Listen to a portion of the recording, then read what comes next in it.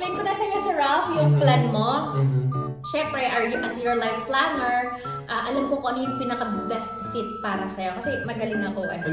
Ngayon, face amount na nilagay natin, di ba? 2 million. Ibig sabihin nito, kahit anong mangyari sa'yo. For example, namatay ka, mga after 6 months, huwag naman sana. So, ang mga beneficiary mo, makaka-receive sila ng 2 million. Okay. Ngayon, nilagyan din natin siya ng mga riders. Number 1 is yung critical illness. Kasi nabanggit mo nga, may history kayo sa family nyo. For example, na-diagnose ka naman ng may cancer. Sana. So, makaka-receive ka din ng 2 million para pampagamot mo. Okay. Meron tayo ditong TPD kasi what if total and permanently disabled ka na, wala ka nang magawa. Sana sakit na.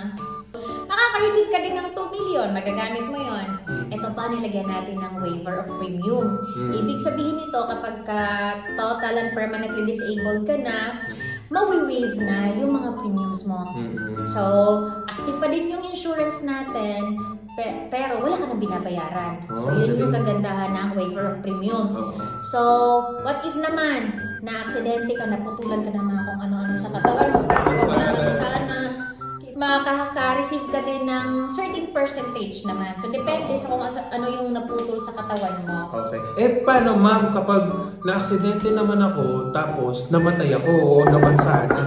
Okay, ito yung maganda. Kapag na-aksidente ka at namatay ka, of course, makaka-receive ka din ng 2 million. Okay. Gusto mo pa ba ng good news? Ano pa yan? Ang good news nito, kapag na-aksidente ka at namatay ka, nandun ka sa public vehicle, makaka-receive ka ng 200%. Wow. Ano ibig sabihin nito? Yung 2 million mo magiging 4 million kapag ka sa public vehicle ka na-aksidente at namatay. Pero wag naman sana. Sige, so ilagay natin dito, sino ba ang beneficiary mo, Sir Ralph?